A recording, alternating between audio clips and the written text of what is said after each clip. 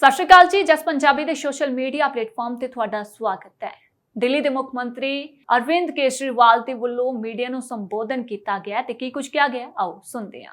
आज माननीय प्रधानमंत्री जी दिल्ली आए थे और उन्होंने लगभग 43 मिनट्स का 43 मिनट का भाषण दिया, जिसमें से 39 मिनट उन्होंने दिल्ली के लोगों को और दिल्ली के लोगों द्वारा प्रचंड बहुमत से चुनी हुई सरकार को केवल गालियां देने का काम किया। 2015 में दिल्ली के लोगों ने 2 सरकारें चुनी थी दिल्ली के लिए। दिल्ली की संविधान में एक अजीब सिचुएशन है, दिल्ली हाफ स्टेट है, तो दिल्ली में लोग 2 सरकारें चुनते हैं। कुछ मुद्दे एक सरकार के अंडर में आते हैं और कुछ मुद्दे दूसरी सरकार के अंडर में आते हैं।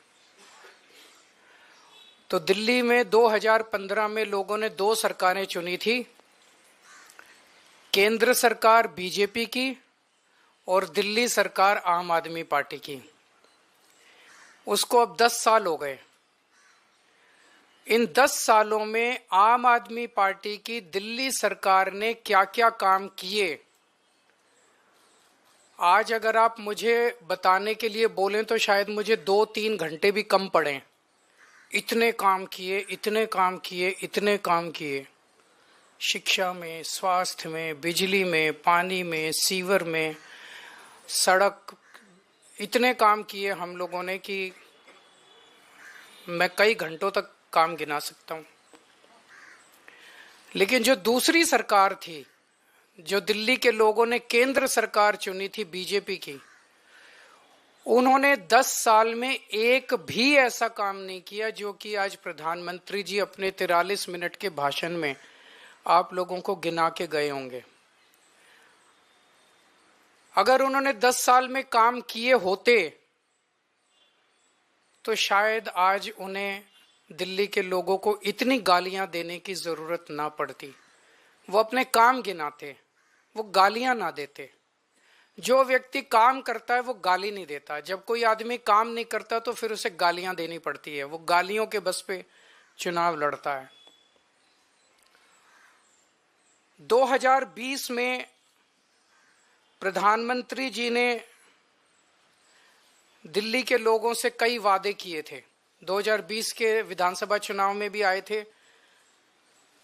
ये बीजेपी का संकल्प पत्र है।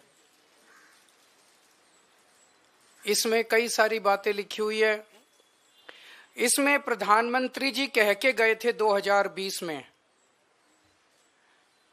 साफ साफ इसमें लिखा है 2022 तक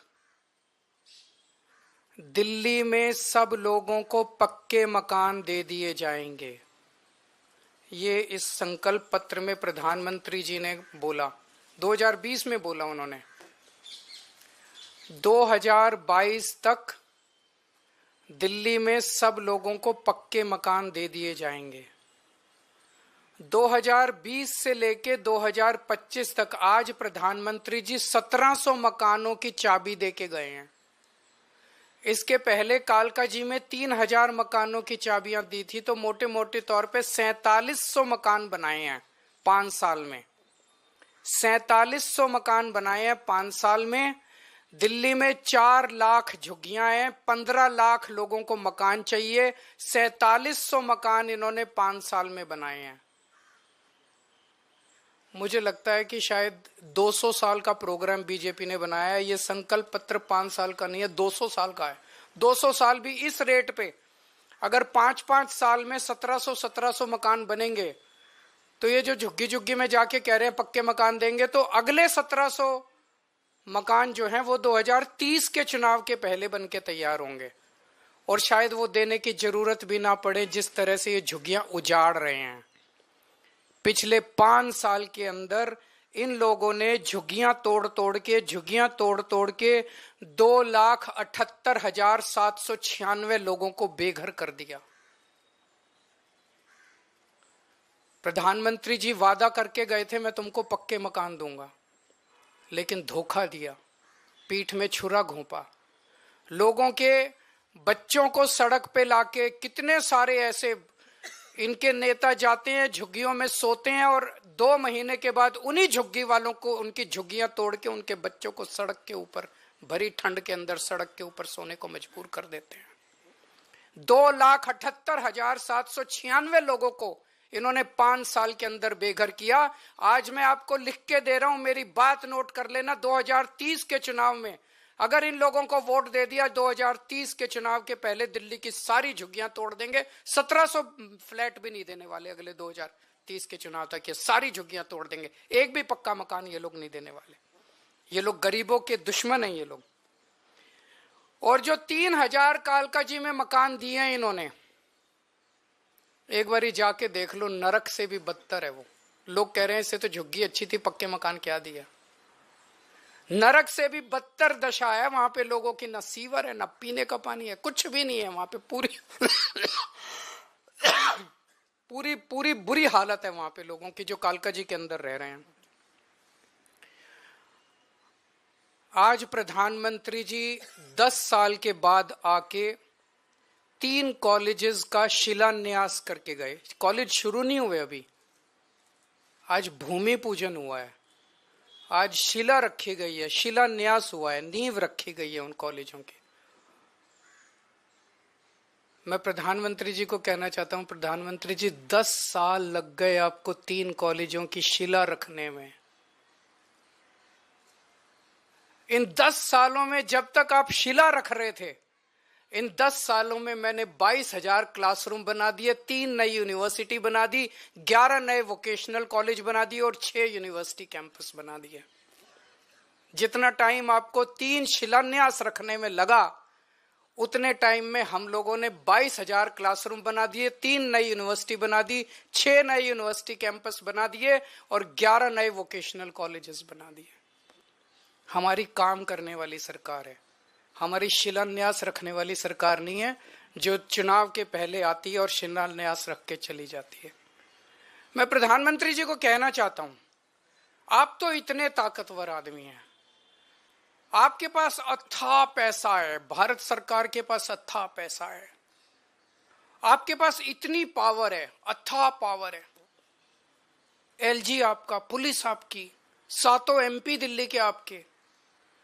मैंने 3 नई यूनिवर्सिटी बनाई, आप 30 नई यूनिवर्सिटी बनाते दिल्ली के अंदर, और आज आपको हमें गालियां देने की जरूरत नहीं पड़ती। आज आप दिल्ली के अंदर आते, दिल्ली के लोग आपको सर आंखों पे उठा लेते। मैं प्रधानमंत्री जी को कहना चाहता हूं, मैंने 22,000 क्लासरूम बनाए, आप 1 लाख क्लासरूम बना देते प्रधानमंत्री जी, लंबी लकीर खींचते। केजरीवाल ने इतना काम किया, उसके सामने लंबी लकीर खींच देते, केजरीवाल छोटा बन जाता।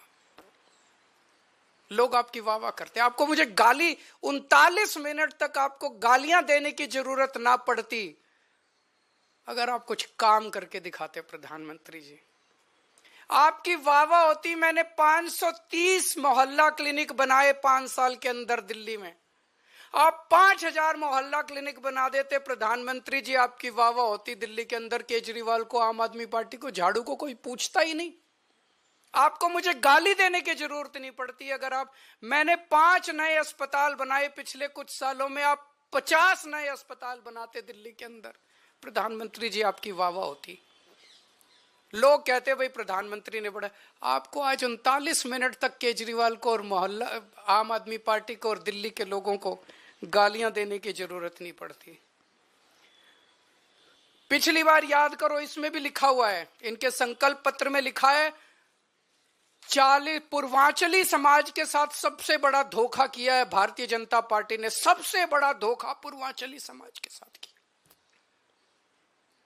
हमारे उत्तर प्रदेश और बिहार के गरीब भाई दिल्ली में आते हैं, या तो पढ़ने आते हैं या नौकरी ढूंढते हुए आते हैं। उन्हें दिल्ली में किराए पे रहने के लिए जगह नहीं मिलती, तो वो कच्ची कॉलोनियों के अंदर सस्ते किराए पे या तो ले लेते हैं जगह और या खरीद लेते हैं सस्ती कच्ची कॉलोनियों के अंदर। तो कच्ची कॉलोनियों में दिल्ली के अंदर लगभग मोटे मोटे तौर पे सब पूर्वांचल समाज के लोग रहते हैं। दिल्ली के अंदर कच्ची कॉलोनियों में 2014 के पहले कोई काम नहीं होता था, नरक की जिंदगी थी। 10 साल के अंदर आम आदमी पार्टी की सरकार ने लोगों को इज्जत और सम्मान की जिंदगी दी। हमने अपने पूर्वांचल समाज के भाइयों के लिए सड़कें बनाई, गलियां बनाई, स्ट्रीट लाइट्स लगवाई, नालियां बनवाई, सीवेज सिस्टम दिया, पानी की पाइपलाइन बनवाई, सीसीटीवी कैमरे लगवाए, मोहल्ला क्लिनिक बनाए, अस्पताल बनाए, स्कूल बनाए, उनको इज्जत की जिंदगी दी।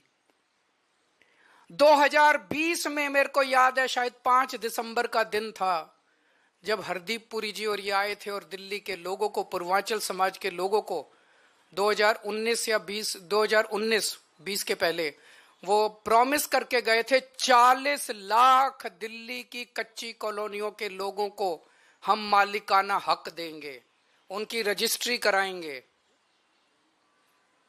5 साल में 25,000 लोगों की रजिस्ट्री हुई है, 40 लाख के मुकाबले 25,000 लोगों की। तो लोग कहने लगे हैं, जो कहते हैं वो तो कम से कम बिल्कुल नहीं करते ये लोग, और कुछ करे ना करे, जो ये वादा करते हैं वो तो आप ये लिखवा लो कि ये बिल्कुल नहीं करते।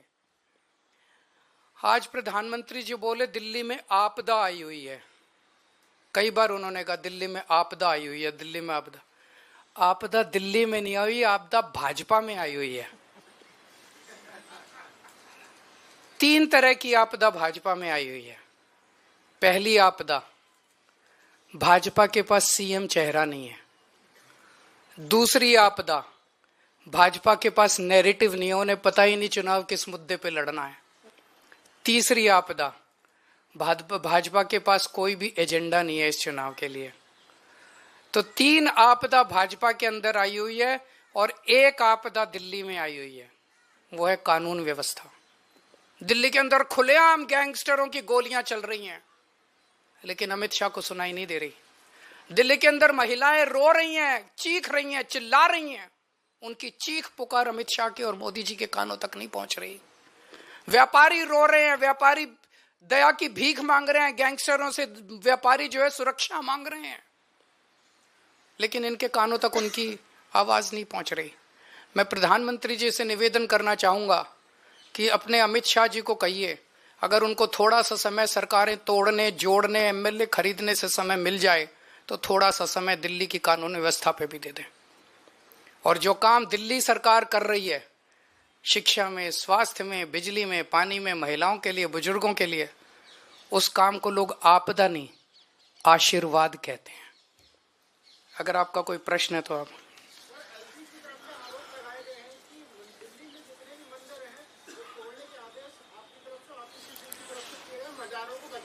नहीं, वो झूठ बोल रहे हैं। एलजी साहब कुछ भी बोलते रहते हैं।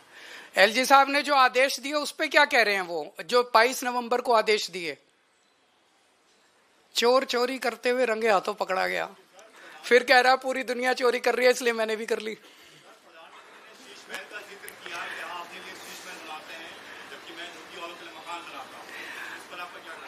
2700 करोड़ रुपए का अपने लिए घर बनाने वाला, 8400 करोड़ रुपए के हवाई जहाज में घूमने वाला, 10 लाख रुपए के सूट पहनने वाला व्यक्ति, उसके मुंह से शीश महल की बातें अच्छी नहीं लगती। मैं व्यक्तिगत आरोप प्रत्यारोप में नहीं जाना चाहता, मैं गाली गलौज की राजनीति नहीं करता, मैं व्यक्तिगत आक्षेप नहीं करता, ये मैं भी कर सकता हूं। मैंने काम इतने किए हैं 10 साल के अंदर, मैं अपने कामों की राजनीति करना चाहता हूं, गाली गलौज की राजनीति मैं नहीं करता।